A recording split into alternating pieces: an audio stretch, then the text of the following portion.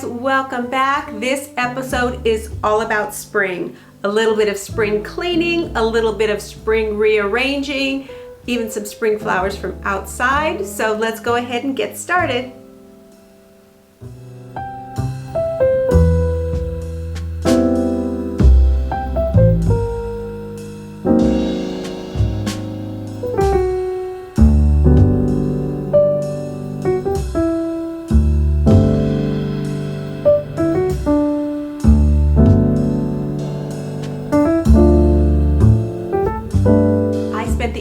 Part of this week repainting this room. I painted it a nice crisp white color. I cleaned the baseboards, all of those things that you need to do for a good spring cleaning, put everything back in place, and I wanted to show that to you today.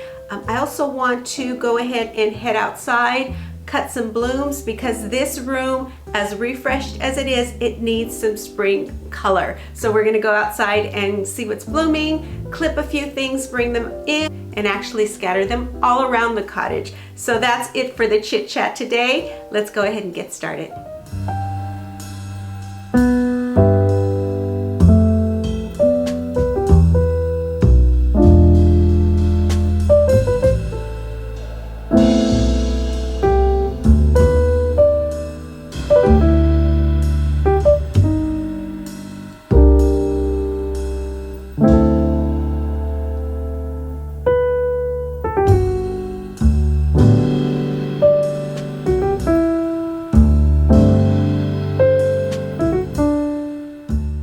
As I've said before, I am growing a true cutting garden this year, one that I can just clip to my heart's content without worrying about what I'm leaving behind.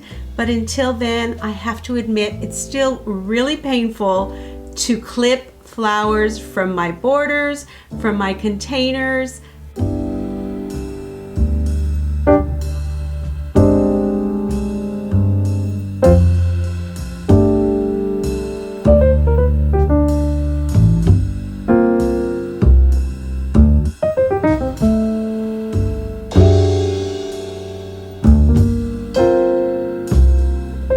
I love having fresh flowers in the house, so it really is something I'm going to have to get over.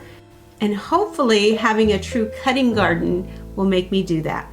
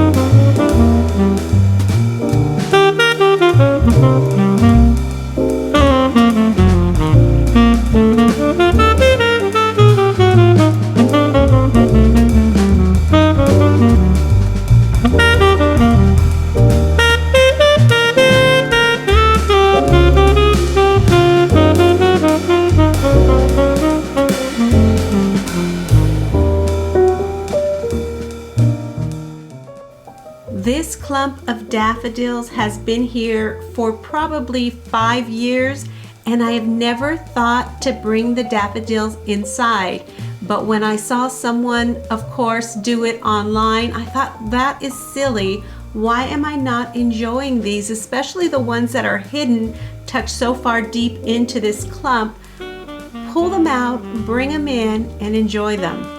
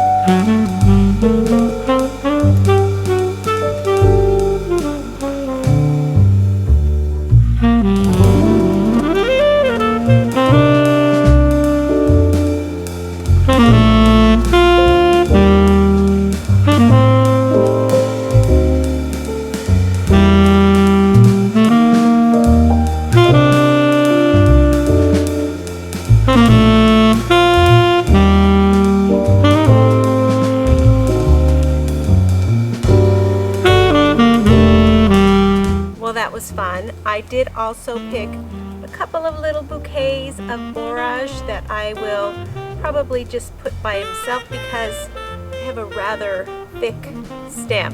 So I've never used these as a cut flower before, so we will see how they go. I also pulled out some beautiful daffodils, and you'll see that I did that by hand. I got down as far as I could and just kind of gently tugged on them. That will give me as long a stem as possible. Plus I also put them in their own jar because they do secrete like an oozy, toxic, ooze, I guess, that will infect the other flowers. But after a few hours in a jar by themselves, they're fine to mix. If you, of course, want to just put them by themselves, go ahead and do that right away. Also in here, isn't it pretty? I can't believe I found all of these. I have a little nasturtium leaf, some cilantro, and some oregano just for greenery. I have alstroemeria. You saw the snapdragons, little chrysanthemums that are adorable, and then I even cut into my linaria, which really isn't quite where it should be yet. It's really early in the season for it, but I thought it came out just beautiful. So let me go inside.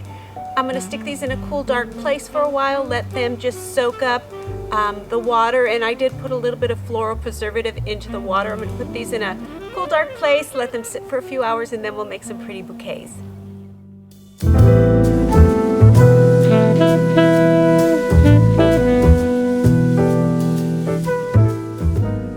If you joined me over on Life on Lemon Lane, then you have seen my little living room many times. I really didn't change anything except for painting the walls white, giving everything a good cleaning. I love starting spring with a fresh slate, so to speak. And I know once the garden is going full swing, I am not going to get back in here to do all of this. So I wanted to get it done before the end of the month so that in March I can just focus on gardening.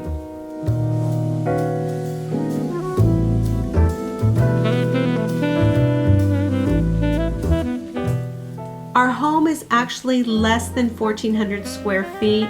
We only have this one actual living room. There is no family room. There is no other place for us to sit and watch TV. So this is actually the living room. I do my work from in here. We of course watch TV, read, visit. Other than the dining room table, this living room is the heart of the home.